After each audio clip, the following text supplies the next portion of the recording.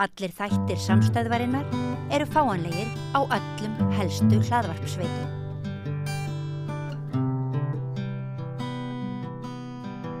Já, það komið að leikhúsinu, við ætlum að fjalla leikhús og meira að segja óperu og frumflutning á nýrri íslensku óperu sem í Gamla bíó, heitir Hliðarspor og eftir Þórunni Guðmundsdóttur.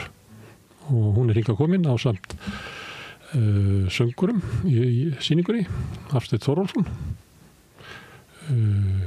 María Konradsdóttir og Guðrún Brjálsdóttir. Verið velkomin.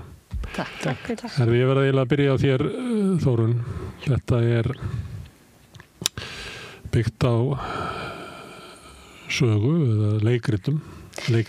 Já, þetta byggt á leikriti eftir Beaumarchais. Eins og margar óperur aðrar, allavega tvær sem við þekkjum. Já. Ragnarök frá Sevilla eftir Rossini, Brúðgumi Fígarós eftir Mozart. Já. Og svo kemur þú. Já. Hvernig datt þetta í hug? Það eru þó nokkur ár síðan mér datt þetta í hug, eiginlega bara þegar ég frétti af því að það væru til 3 leikrit þessar persónur.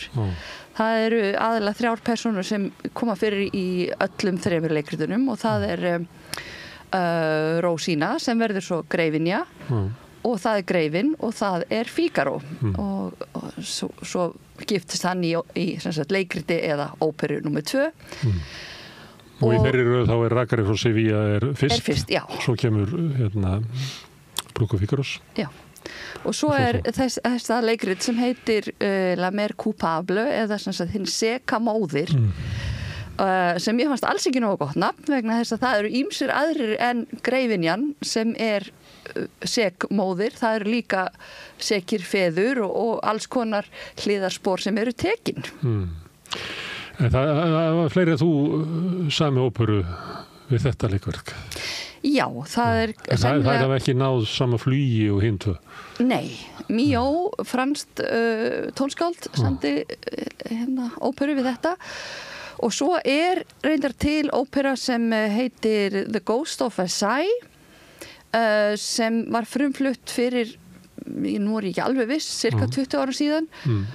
Kristinn Sigmundsson hefur sungið þeirri óperu en hún er mjög lauslega byggð á þess og þarna fléttast inn alls konar aukapersónur eins og Marie Antoinette, afturgengin og fleira. Þannig að eitt þráður í þeirri óperu er þessi sekamóðir en ég svona tek nokkurn veginn söguþráðan eins og hann kemur frá Beaumarchais en ég bæti líka við þó nokkurum draugum. Já. Sem þessi draugar sem að voru í óperun svo að vísa í. Já, það er ekki alveg sömu draugar vegna þess að við erum aðalega með ástkonur Greifans framliðinar sem get ekki alveg sleppt hendinni af þessum aðstæðum og hafa áhuga að vita hvað verður Greifan og hvort hann heldur áfram að safna sér fleiri ástkonum sem hann gerir svo sannarlega. En þegar ég að kynna þetta og segi Rossini og Mozart og Þórunn Guðmundsdóttir, varstu ekki að velta fyrir því, er þú að hvað heitir þetta, nuggaður upp við þessa galla? Þetta er náttúrulega ekki smáraði stykki, Ragnarök frá Sevilla og Brúðgumi Fígarós. Hvað er þetta Brúðgumi Fígarós sé að víða í uppfærslu bara í heiminum í dag? Mjög víða. Þetta er eina af þekktustu og mest fluttu óperum bara í heimi. Og Ragnarök líka? Já, vissulega. En nei, ég var ekkert endilega að hvorki að bera mig saman við þá en ég að reyna að apa eftir þeim. Ég leyfi mér samt aðeins að vitna í nokkur stef. Það er málið núlega, þegar það maður situr hann inn og þá hugsa maður, þú veist, að þetta er samið sem framhald af þessum óperum. Algjörlega. Inn í þeirra stíl. Eða þú veist svona... Já, inn í þeirra stíl að því leita að ég er með tiltölulega svona tónal mál, segi nota. Ég er ekki með svona þessa 20. aldar tónmál sem er þessi atónal tónlist sem byggir ekki á að því að vera í dúramál. Ég bæti ýmsu öðru inn, ég er með spænsk áhrif og ég er með svolítið af kirkjutóntegundir líka, þannig að ég er ekki alveg á sama stað á þeir. Þetta er ekki karaoke kópering ykkur? Nei. En þetta er augljóslega, fannst mér allavega, ég veit ekki, svona samið inn í þetta samingi. Já, það er alveg rétt. En ég svo sem veit ekki það en þið vitið alltaf það, hvernig er að syngja þetta? Finnst ykkur það að þetta sé sömu ættar og hérna rakarinn og brúðkaup? Mér finnst kannski svona einstakarinn svolítið með Aríur persónuna, mér finnst Þórunn vera að velta mikið fyrir sér hvernig svona karakter í Aríu hversu eins og ég syng Greifinuna og þar alltaf þessi angurværa stemninga með hann sko Súsanna með allt annað einhvern veginn, allt annan stíl þannig að því leitinu til þá finnst mér hún, vera að velta því mikið fyrir sér hvernig þessa persónu birtast okkur, en ég veit ekki. En það ekki gaman að syngja þetta að fá þetta svolítið vel skrifað upp í sig? Jú, sannarlega. Þetta bara, aðgreining frá þinni persónu og hinnum. Nákvæmlega, en einmitt. Þið verður að segja að þótt að hún sé hérna, hvernig að syngja þetta? Já, mér finnst kannski svona helst öðruvísi, þetta er allt öðruvísi stílbragð þar sem að í hinnum óperunum þá vola mikið verið að endurtaka hluti, þú veist koloratúraríur og eitthvað svona það sem þjástnast á einhverju einu orði alveg heilengi og svo náttúrulega bara íslensk allt öðruvísi tungumál tónlistalega séð og það ekkert það ekki, get nú örgulega fullirt það að náttúrulega Mozart og Rossini sömdu ekki textana sjálfur, ekki líbrettóið sjálfur sem að Þórunn náttúrulega gerir líka þannig að hún sko búin að svolítið skapa flæðið og rytman ekki bara tónlistalega heldur líka í texta og söguframvindunni og það svolítið einstæmi held ég í óperuheiminum. Maður finnur það þegar maður syngur tónlistana að Þórunn leyfir mér að segja alveg prýði skáld og ótrúlega bara leikur sér alveg tungumálinu og það svo einstakt að hún geti sko einhvern veginn laga tónlistana að tungumálinu og öfugt. Veist, það einhver tróðið svona einn. Einmitt. En það í mörgum óperum að það söngvari finnur fyrir því að þarna verið að tróða texta svolítið? Já, mér finnst það persónulega, eða þú veist þetta náttúrulega bara allt öðruvísi kannski nálgun, mér finnst sko tónlistin þjóna frammyndu sögunar í verkinu á Þórunni á meðan að oft á tíðum í öðrum óperum tónlistin kannski aðalmálið og textin kannski síðri. Líka stundum vegna þess að neða síðri sko. Já, þú veist og það, þannig að mér finnst það sem svo skemmtilegt við hliðarspor einmitt þessi hreyfing bara á frammyndunni, þú veist að það allan tíman líður mér eins og þetta sé bara saga í flæði í staðin fyrir í öðrum óperum eftir að staldrað við í einhverju drama eða einhverju tilfinningu sem að hangið á bara í nokkra mínútur sko. Þú náttúrulega einhver persónu sem svolítið ítir sögun áfram. Já, ég svolítið ítinn í þessari óperu. María, hvernig... Já, mér langar kannski bara að bæta líka við að mér finnst líka svo gaman bara hvaða mikil Þórunn í verkinu yfirleitt af því að nú hef ég alveg heyrt fleiri óperur eftir þig og mér finnst bara svo gaman að þú veist, það svo mikill bara svona keimur einhvern veginn af, það alls ekki líkari en eitt svoleiðis, en maður bara heyrir, já, bara þetta Þórunn Guðmundsdóttir og það hefur ekkert með Mozart eða Rossini að gera, það bara þú sem tónskáld og ég einhvern veginn kann að meta það líka, finnst það skemmtilegt. Þetta saga sem að gengur í gegnum 3 leikverk og 3 óperur og persónur sem eru í einhverju glímu og þegar þú varst að lýsa því af hverju þú hefðir valið þetta þá var eins og þætti saga þessara persóna áhugaverð. Já, hún það. Af hverju það? Þetta ekki bara léttmeti eitthvað tíma frá meira en 2 allar gamall léttmeti sem að kemur okkur ekkert við?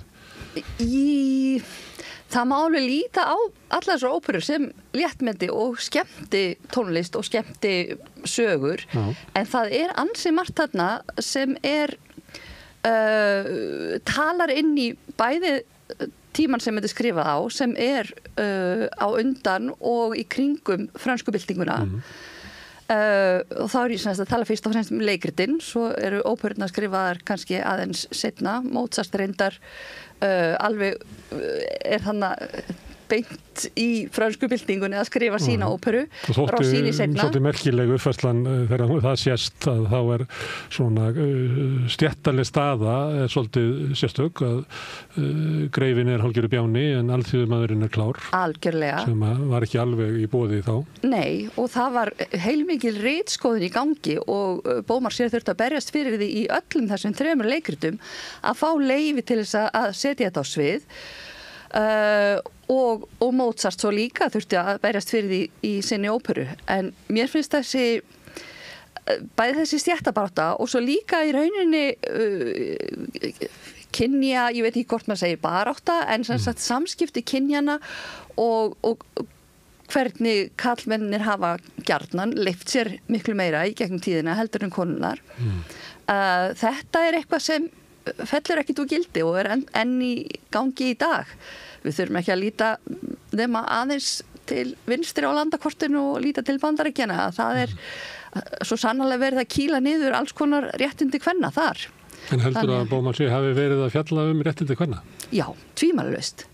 Hann gerði það og ekki bara draga upp hvað eiginlega veik staða þeirra og þær eru háðar kollunum og geta bara lifið í gegnum en heldur hann hafi verið að benda á það með þessum hætti að við erum að breyta þessu?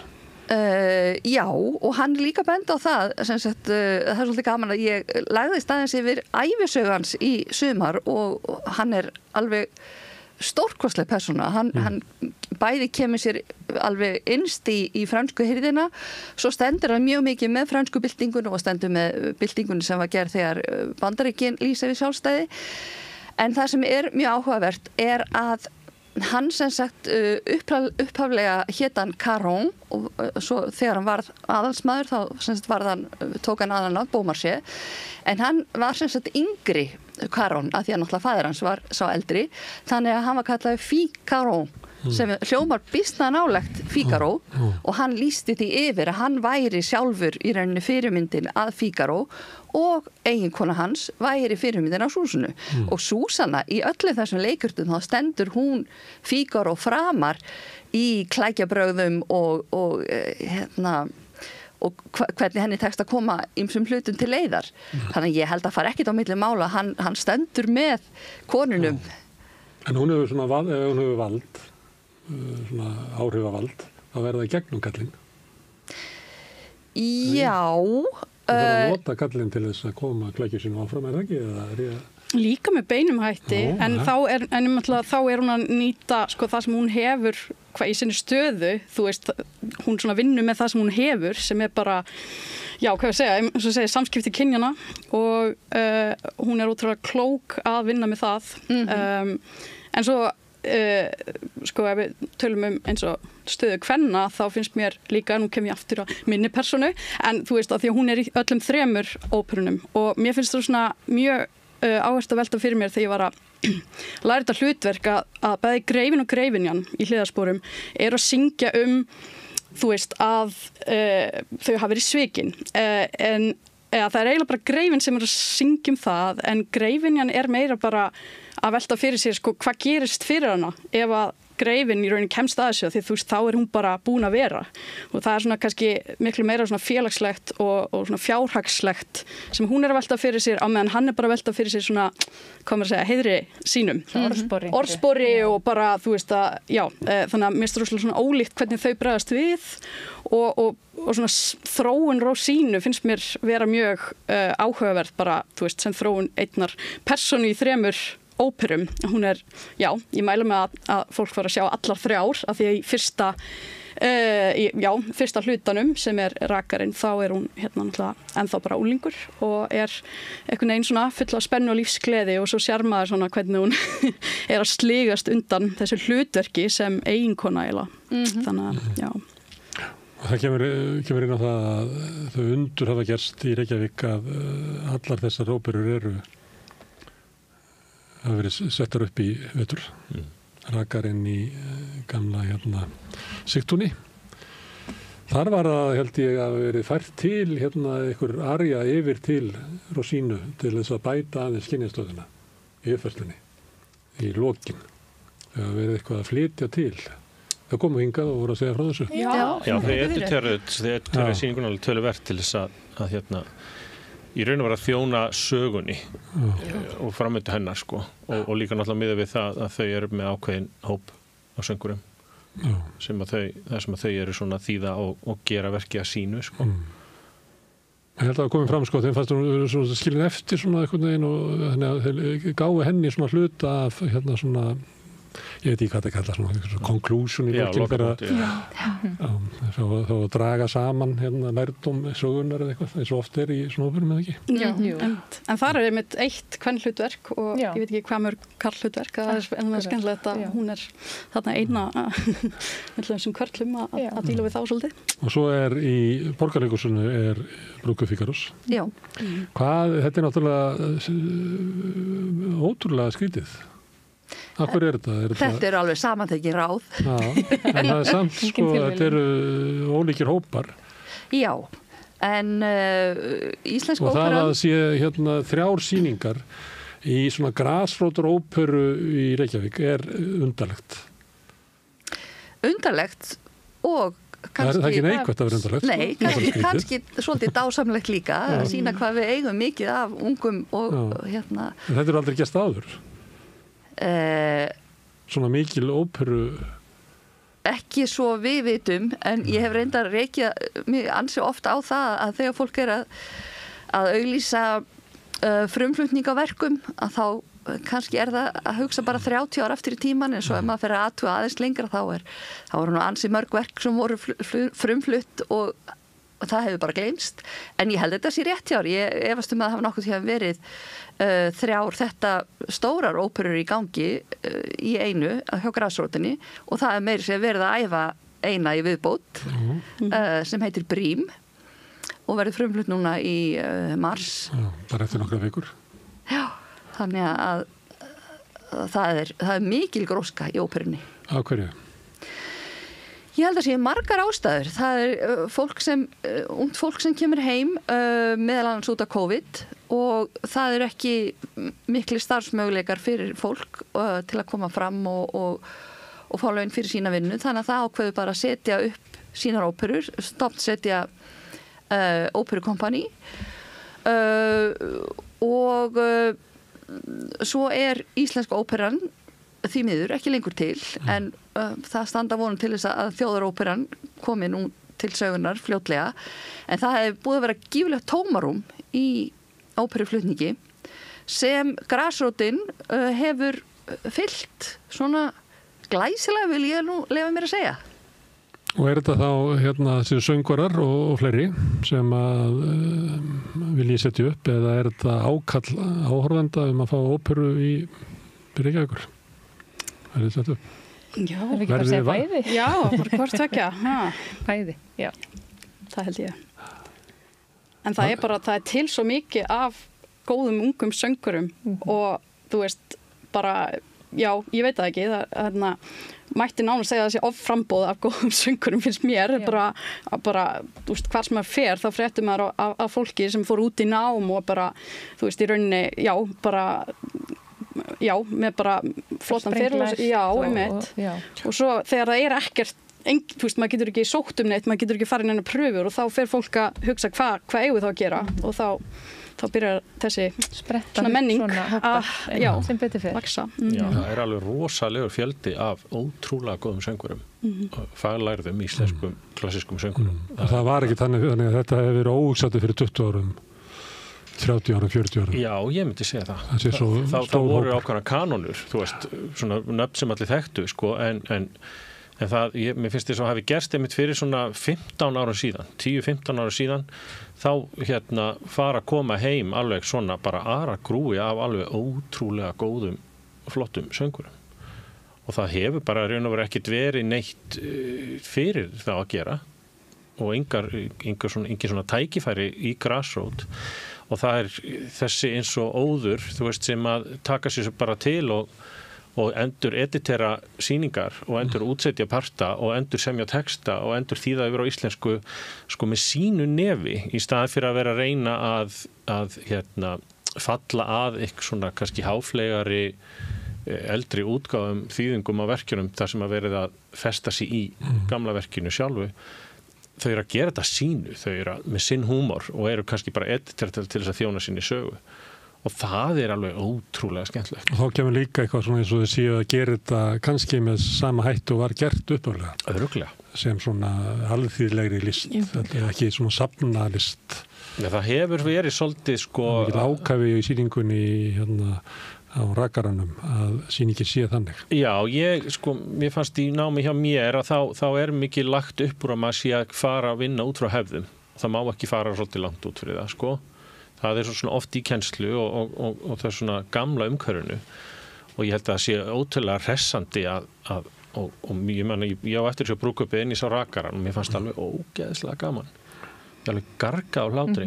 En það voru bara þau. Það eru þau sem að þýða, það eru þau sem að búta til. Og það er svo sjaldan held ég að maður fái einmitt að sjá, og það er nýjung fyrir mig allavega, að maður sé að sjá óperusýningar þar sem maður að sjá svona mikið af listafólkinu í öllum kimum sko uppsetningarinnar, frekar en bara sko söngtækninni.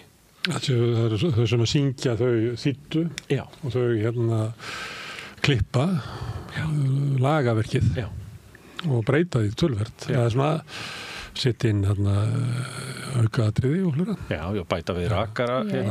Setja fyrir einmitt kvartett, kór, stykkin og það er með, þau eru ekki með hljómsveit, þau eru með píanóleikara og það er algjörlega svona að bara gera bestu stöðinni, það er ótrúlega, ég held að þau hafa bara byrjað þannig og svo eru það að halda því áfram en það náttúrulega, er ótrúlega dýrt að vera með heila hljómsveit og svo framvegis, þannig að, það er kannski svona hluta þessu bara svona að gera þetta á sinn hátt og finna leiðir til að bara geta sett upp sýninguna þó það sé ekki nákvæmlega eins og maður myndi hugsa sér eitthvað starf. Nei, og það er svolítið svipað frá hjá okkur, finnst mér líka. Þú veist að þetta er náttúrulega nýtt verk og Þórunn er ekki bara semja textana, vinna textan, heldur líka náttúrulega semja tónlistina og svo bara stekkur hún í ákveður að leika í sýningunni líka. Þú veist, og þrátt fyrir að vera svona ótrúlega skapandi að þá er svo mikið frelsi fyrir okkur hinn að fá að skoða karakterin okkar og þróa þá og leika okkur með þá. Og þetta er nýtt verk að... Nei, ég held ekki. Ég held að það sé bara í eðli Þórunnar að hún er náttúrulega bara valdi fólki í allar stöður, sko. Alveg stórkostlegur hópur af fólki til að vera með og Ágústa Skúladóttir og svo Sólveig Sigurðar, sem er stjórnandi. Þannig að svo talar jafnrétti kynjanna, þetta er kvenna uppsetning. Já. Ég var nú eiginlega að tala um leikriti, sko. Já. En það er svo gaman að draga það inn í að uppfærslan, það eru konur sem eru að sjá alla sko þessa svona kritísku hlutverk í uppsetningunni. En það mér finnst allir fá svo mikið frelsi til þess að leika sér, finnst mér. Því að þannig svona einhver leiti er þetta að það séu þessar 3 uppfærslu og 4. valleðinni bara í vetur í svona græsrótaróperu og það byggir á fjölda söngvar eða við verum aðeins til ég að bara segja mér aðeins frá þínu námi og ferli. Já, mínu námi og ferli. Ég byrjaði nú bara tónlistarnámið mitt í tónlistarskólanum í Reykjavík og lauk þaðan prófum í píanói og einsöng og svo hélt ég út í nám til Kaupmannahafnar og lauk þar prófi og eftir það flutti ég aðeins heim til Íslands og var síðan líka ég fór til Bandaríkjanna og var í New York fylki og í Cornell háskóla var ég í bæði málvísindum og söng og svo flutti ég aftur heim og hef svona bara verið að halda tónleika og svo framvegis og þannig að það er ekkert svo langt síðan ég flutti heim en þetta er fyrsta atvinnu uppfærslan sem ég tek þátt í þannig að ég er bara svona að byrja. Marja, vilt þú líka láta það eftir mér að því ég er að reyna bara að glöggva mig á því hvernig sko hópurinn, ég er að taka sýnisótt að 3 söngurum, þess að átta mig á því hver er svona efniviðurinn í þessari vakningu í hópurinn. Já, einmitt. Ég eins og Guðrún var ég í tónlistarskólanum í Reykjavík og tók það burt fara að prófa klarinett fyrst og fór svo yfir til Þórunnar að læra að syngja og var þar í 2 ár áður en ég fór út til Berlínar og tók þar meistaranám í söng og við byggum þarna í Þýskalandi í nokkur ár og svo fluttum við heim fyrir 4 árum og já, hef verið að syngja svolítið hérna tónleikar svona hér og þar en lítið í óperu og hérna meistaranámið mitt var einmitt líka í meira svona ljóða og oratóriusöng þannig að mér finnst ótrúlega gaman að fá að taka þátt í þessari uppsetningu og fá að syngja óperu á sviði og hérna og vera æðislegt, já. Já, ég kláraði að söngna hérna á Íslandi í söngskólanum í Reykjavík og fór svo til London og kláraði meistaranám þar og söng sko svona í einstaka óperum hana kannski fyrst, ég söng síðast í óperu 2006 en svo sem sagt ákvað ég aðeins að taka mér pásu frá þessu og fór í tónsmíðanám og endaði að klára mastersnám í tónsmíðum líka en hef verið að syngja mest megnis sko svona einbeita mér að nútíma tónlist því var í meistaranáminu þá svona einblindi svolítið á að vinna með tónskáldum í flutningi á þeirra tónlist þannig að svona nútíma tónlist hefur verið það sem ég hef kannski helst verið að gera svona sem einsöngvari en svo hef ég líka verið í poppi og jazz og alls konar svoleiðis þú veist, hefur verið í Eurovision og bakgrödd í Eurovision úti og þannig að bara ef eitthvað var áhugavert skemmtilegt þá sagði ég já en svo bara var ég svo heppinn að fá að vinna með Þórunni í verkefni fyrir hvað komið 3-4 ár núna. Það var allavega á COVID-tíma. Það var allavega á COVID-tíma. Það er svo erfitt að maður man ekkert svona hvað gerist á þessum árum, hvað var hvenar. En þá var heilt tónleikaprógram þar sem að Þórunn var búin að semja ótrúlega skemmtilegt. Mörguleiti svolítið mat og svona hvað svona getur verið fyndið mat.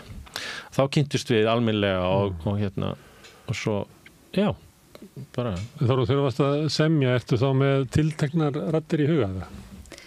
Nei, yfirleitt ekki. Það hefur samt komið fyrir að það hafi haft einhver áhrif þegar ég veit hverjir munu flytja verkin en nei, vonandi er þetta bara verk sem flestir geta sungið. Herðu, það er einn kenning sem er orðið til hérna við Rauðaborðið í tengst óperum og kom fyrst til tals hérna þegar vorum að tala Edduna sem var sett upp í Þjóðleikhúsinu sem var eiginlega ópera án söng, án tónlistar þá á ég við að það voru endalega svona aríur þar sem að leikararnir stígu 2 skref og sungu aríuna sína út í salinn og ég var að segja við hann Þorleif sem að setja þetta upp hérna bæði að hann náttúrulega verið að setja upp óperur og vera svona tala hvort það hefði haft áhrif á en svo komið við þá kenningu að óperan ætti líka mjög vel við okkar nútíma sem að væri þessi tjáning sem er í aríunni þar sem að fólk talar svona innra sálarlíf svona til óviss móttakanda. Þetta er ekki beint svona samtöl. Hljómar svolítið svo status á Facebook eða eitthvað. Það sem fólk svona talar svona út í allt. Og ég var að reyna að þröngva þeirri kenningu upp á Þorleif að þetta væri eiginlega sko hlýt að koma endurvakning óperunnar af því þetta hentaði svo vel til dæmis af því að þeir eru að vísa í frönsku stjórnarvillinguna þar sem að þarf að endurskoða stöðu okkar og manngildishugmyndu og hlutins að þá er ekkert form betra heldur en óperuarinn til þess að endurskoða sko stöðu einstaklingsins og svona hvernig hans er í samfélaginu og heiminum. Já. Ég veit ekki hvort ég með tekst að selja eitthvað þetta. Það má alveg færa rök fyrir þessu og svo er annað sem er gaman að velta fyrir sér og það er söngleikir og ópera eru náttúrulega náskild form. Það er sungið báðum og framvindan byggir á söng fyrst og fremst. Það er kannski aðalega meðleikurinn sem er öðruvísi og svo er yfirleitt magnað upp í söngleikum. En það eru tölvert margir pólitískir söngleikir til líka, ekki síður en óperur. Þannig að söngur og tjá tilfinningar og koma skoðunum á framfæri, ég get alveg tekið undir að þetta sé sterkur vettvangur fyrir það. Að það sé eitthvað þegar maður getur sagt í orðum, en svo ef maður vill segja eitthvað að fara aðeins lengra, að þá eiginlega verðum við að fara að syngja sko. Já. Þetta er svo rosalega einlægt tjáningaformleika og mér finnst það mjög áhugavert að því ég er sko alveg forfallin aðdáandi bæði ópera og söngleika og þú veist, mér finnst svona fólk annarkvort hatar söngleiki eða elskar á og ég er svo forvitin þegar það hatar söngleiki, bara af hverju og þá segir fólk oft þetta er svona þú veist, þetta of væmið, þetta of mikið einhvern veginn, en þú veist, þetta alveg svona, hvað segir maður, já, alveg útopnu einhvern veginn, þessi tjáning, þú veist, það engu einhvern veginn, þú getur ekki sleppt neinu einhvern veginn, við vindur á sálarlífið, þannig að, já. Þetta fjalli einhvern svæði sem að ekki hægt að gera með öðrum hætti. Einmitt. Kannski tekur fólk þetta að sé eins og sé ofanálag á hitt, sko, þess vegna sé þetta væmið. Já. En málið náttúrulega þetta er að segja eitthvað annað en var hægt með hinum hættinum. Já. Ekki? Ég held að það geti verið vonandi, finnst mér, einhver endurreisn í þessu sko innan klassíska heimsins, því að náttúrulega óperunar hafa verið settur upp innan klassíska geirans, að meðan að söngleikinnir eru meira, þú veist, nær poppi eða þannig séð. Og það hefur verið svona 20. aldar tónlistin er pínu tabú ef þú ert með tilfinningar eða laglínur eða hljómagang. Það er eitthvað svona sem að var svolítið stigið frá í nútíma tónlist.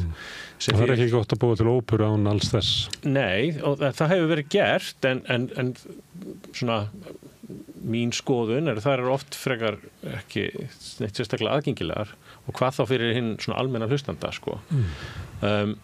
Og ég svona, og sérstaklega miðað við ef maður dæmir á rakaranum og náttúrulega bara líka viðbröðum sem þeirra sem eru búin að hlusta núna og svona það sem maður heyrir af þeim sem eru búin að koma á hliðarspor er eins og tónlistinna Þórunar eru rosalega aðgengileg og þjónar textanum og fjalla og er að ýta undir þær tilfinningar og allt sem er að gerast og ég held að það sé ákveðin þorsti svona eftir þessu að það sé verið einmitt að venja okkur aftur við það að leyfa okkur að tjá hvernig okkur líður sko í söng. Þannig að maður getur nú fara að gera bara á lauginum svona. Já. En að því að þetta allar þessar sýningar fara svolítið aftur til einhvers líka eins og uppfærslan ég ekki séð í Brúðgumi Fígarós en heyrt vel á henni en í Rakaranum þetta mjög áberandi sem þú verður að benda á að það er verið að gera tilraun til þess að gera þetta svona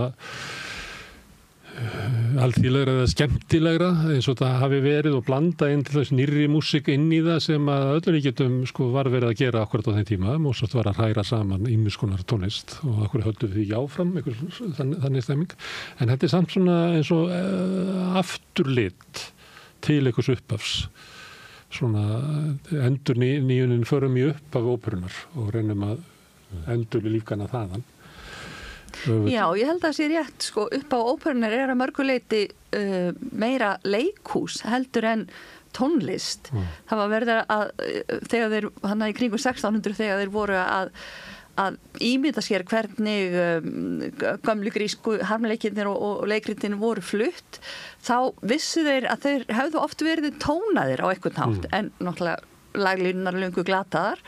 Þannig að þeir voru svolítið að reyna að endurvekja sungið leikhús og þetta held ég að sé svolítið leiðin áfram eins og Hafsteinn að tala um að við viljum ekki endilega bara söng sem er ekki neitt nema bara þú veist að tjá ákveðna tilfinningu eða ákveða ástand heldur við viljum framvindu og við viljum spennu og áhugaverða sögur.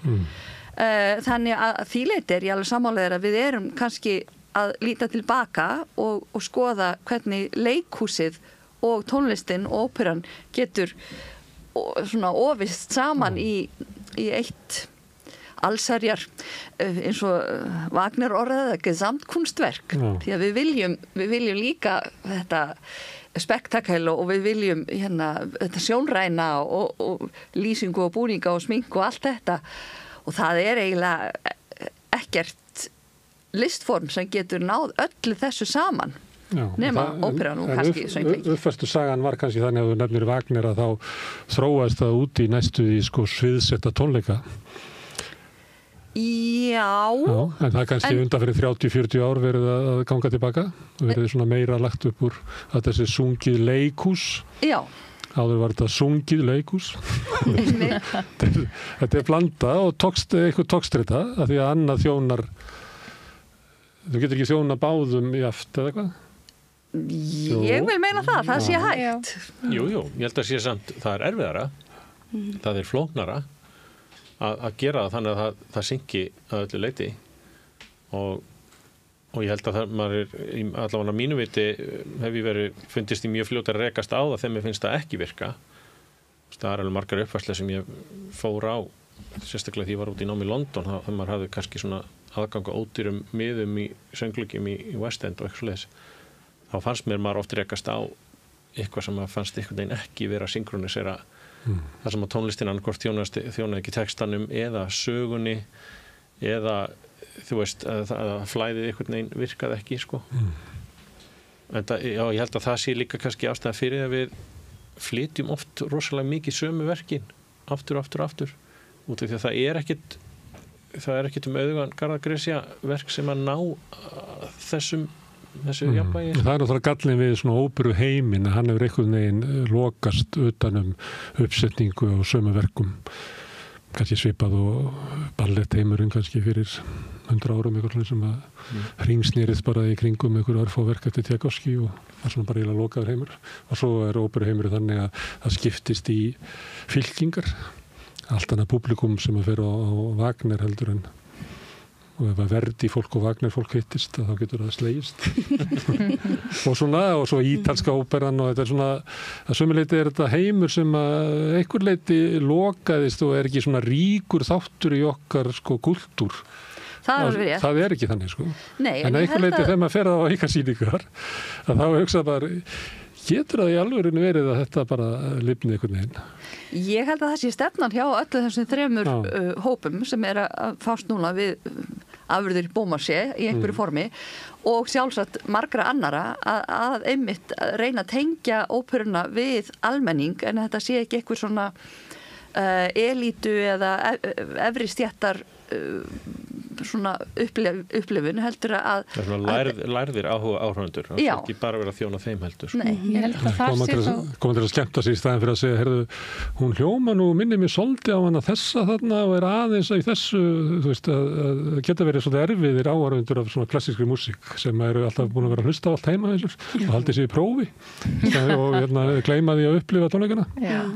En ég held líka bara í sambandi þetta með aðgengi og svona að þessi hópar séu einmitt að þú veist fyrir almúan svolítið að þar sé bara svo mikilvægt þetta sé á íslensku að þessar þýðingar og að þau sé að leyfa sér alls konar þú veist leik með þessar þýðingar og að málið er ekki eins og ég held að þú hefur sagt á hann háfleygt og svona og þannig eru þau að ná til almennings þú veist miklu meira heldur en kannski annars, þú veist, ef þetta hefði allt verið bara á þýsku, ítölsku og allt saman þá væri þetta svo allt öðru vísi. Og þetta er náttúrulega glænýjar þýðingar, bæði Rakari og Brúðkaupið og það, þú veist, þú tekur alltaf svo margar ákvarðanir þú þýðir, þú getur alveg valið hversu mikið þú aðlagar, þú veist, textan að einhvern veginn samfélaginu og ég, þú veist, mér bæði á báðum sem sýningum, ég er búin að fara að báðar að það er svo, já, ég upplifði mikil svona tengsl við áhorfendur af því að þau eru að reyna að, þú veist, auðvitað gera góða þýðingu en að hafa þetta ekki of hátíðlegt og það er held ég bara, þú veist, það sem allir eru sammála er að það er, já, það virkar ekki ef þetta eru of hátíðlegt þá bara einhvern veginn einangrast þessi heimur. Já. Þú veist. Ég man eftir að fara á sýningar innan heima, sko, sem íslenska óperan setti upp, það sem að mér fannst sko bara sviðsetningin og söngurinn og allt svona æðislegt en það var eitthvað við íslenskuna sem bara virkaði ekki og út af því hún var of háfleg. Þetta var líka við bara Shakespeare og fleira líklega verður að þýða hann á 15 ára fresti Helgi Hálfi verður ekkert settur upp aftur það er ekki hægt að leika hann sko af því hann bara passar ekki inn hann passar ekki við áhorfendahópinn sko. Nei, líka til það sem er svo mikið kunst er að sko, þú veist, ef þú ert að þýða óperu sem er samin á þýsku þú veist, þýska er með svo allt öðruvísi rytm heldur en íslenska það er ekki sami ljóðræni rytmin í tungumálunum þannig að það verður oft þú þarft að hafa eitthvað þýðanda sem er rosalega músikalsku til þess að það virki og það sem að mér finnst sko svo skemmtilegt sko við Þórunni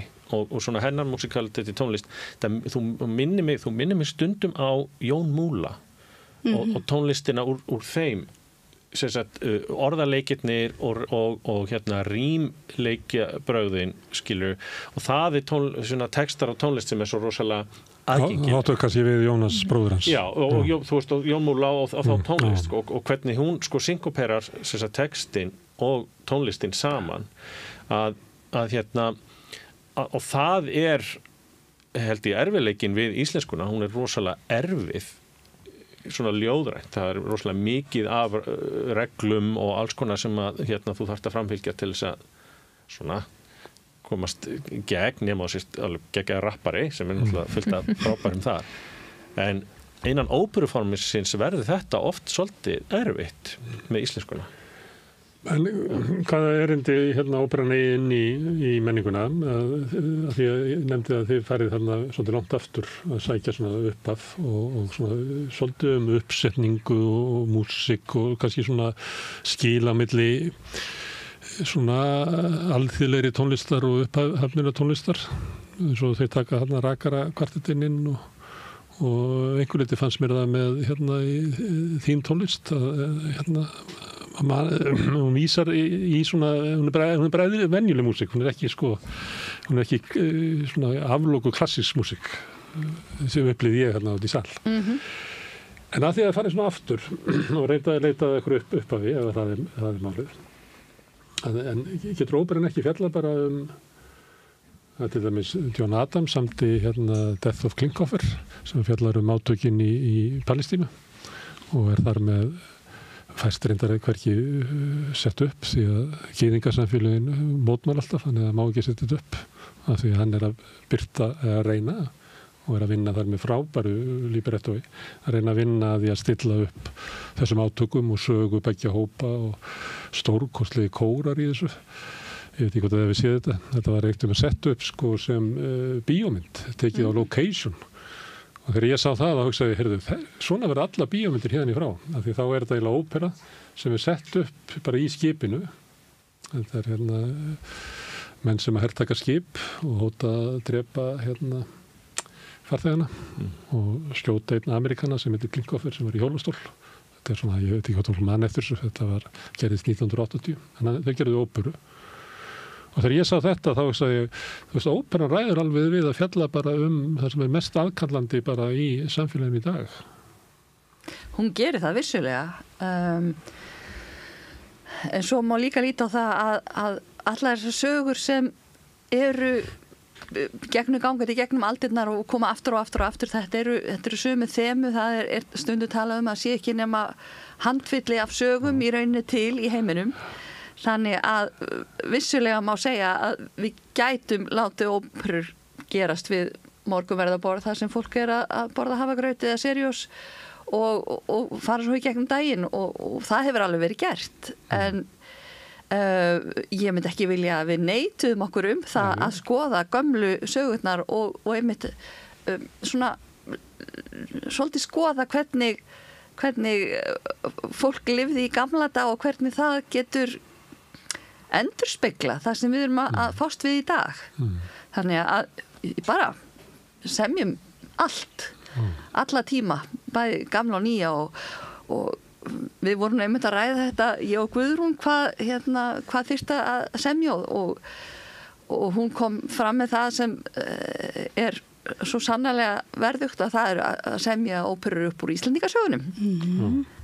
Og Jón Leifs vissulega hann synti svolítið eddunum þó það væri ekki óperur en Íslendingasögurnar, Anna frá Stóruborg, Gunnar Gunnarsson, það er svo ótal margar sögur sem við eigum Íslendingar sem við getum unnið úr. Það er fína persónur í Íslendingasögunum, það verður fínt að syngja Guðrún Ósvífursdóttur. Algjörlega. Já, ég get gert það, nei, Þú ert laus, akkurat þá. Já.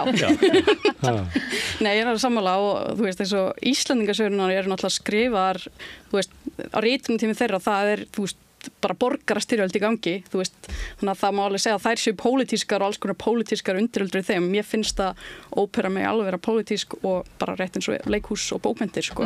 Þannig að það er, já, ég held að, já, það er ekki eitthvað sem að maður ætti að fjarlæga sig frá og, já, en sögurnar getur verið gamlar og nýjar, það er alveg rétt.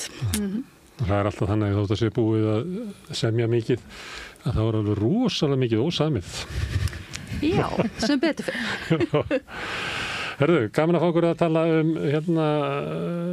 Hlíðarspor. Það er ein sýning eftir. Já. Það var vel setið. Ég fór á sýningu sem ég held að hafi verið síðasta sýning. Þið tóku eitthvað hlé eða ekki? Jú, það helgast nú af því að Gamla bíó er svolítið ásetið. Já. og við hefðum nú alveg getað tekið 10 mínútur í það að ræða aðstöðu til uppfærslu á óperum og söngleikjum á Við Íslandi. höfum svolítið talað það vanti bara fleiri rými og það alltaf verið að loka fleiri rýmum og það hvergi hægt að komast inn í svona rými eins og var hægt hérna í gamla daga. Og hvað hljómsveitargryfja? Það þessi 3 staðir sem þessar 3 óperur settar upp á, það ekki hljómsveitargryfja neinn þeirra. Þannig að, þetta takmarkaði svolítið af því bara hvað við höfum ekki aðgengi að gamla bíói. Ég horfði svolítið á fólki sem var að horfa og það var með þetta svona sérstakur áhorfendahópur. Nú? Já, ég veit ekki, því ég kíki ofta og það mjög ólíkir áhorfendahóparnir, þú veist, á kortasýningu Þjóðleikhúsinu eða í Tjarnarbíói eða jáfnvel þú ferð bara í Borgarleikhúsinu, hvort þess að stóra sviðinu, litla sviðinu, bara þeir eru ólíkir og mér finnst þetta skemmtilegur hópur, með svona blandaður, kannski svona fólk sem er svona þríðungur sem hefur getað séð á skona bara á kórsýningu sem er ákveðin tegund áhorfendum sem verður fólk sem tengist ykkur og svona og með það svona bara áhugaverður hópur ég get ekki greint hann sko hvernig hann var. Ég veit fólk sem kom þú veist eins og einhverju vinir mínir sem voru bara kvíðnir af því að þeir höfðu aldrei farið á óperu og sögðu mig eftir á bara ég trúi þess ekki, þú veist, mér leiddist aldrei það fannst mér mjög svona gott hrós fyrir Þórunni, þetta er bara mjög gaman að þessi. Já. Það er mjög gaman að sjá þetta var líka sýnt miðjan dag. Já. Eða miðjan dag, 4 í eftirmyndin. Á sunnudegi, jú það miðjudagur á sunnudegi, ekki, 4. Það er miðastæðina og frábæra móttökur í sannum eins og var þegar ég sá Rakaran það var líka mjög skemmtilegur hópur þetta er gaman þegar þú horfir yfir hópin og hugsar það er eiginlega enga líkur á því þetta fólk hefði komið saman nema út af þessu. Þetta er ekki svona þetta er ekki sama slekti sem að fer á milli sýninga, það er alls ekki þannig þetta er mjög blandaður hópur, alls konar fólk. Já, blandaður en maður hefði séð á venjulegri stóri uppfærslu hjá Íslensku óperu. Já, ég held það. Ég held það líka. Já, það verður gaman að því. Herðu, til hamingju með sýninguna. Hafsteinn, Þórunn, María og Guðrún, kærar þakkir. En ég sitt hérna áfram eða einhver annar kemur hér og tekur við ætlum að fjalla eitthvað allt annað eftir örstutt hlé. Allt það besta er ókeypis. Hrósaðu náunganum. Það er betra.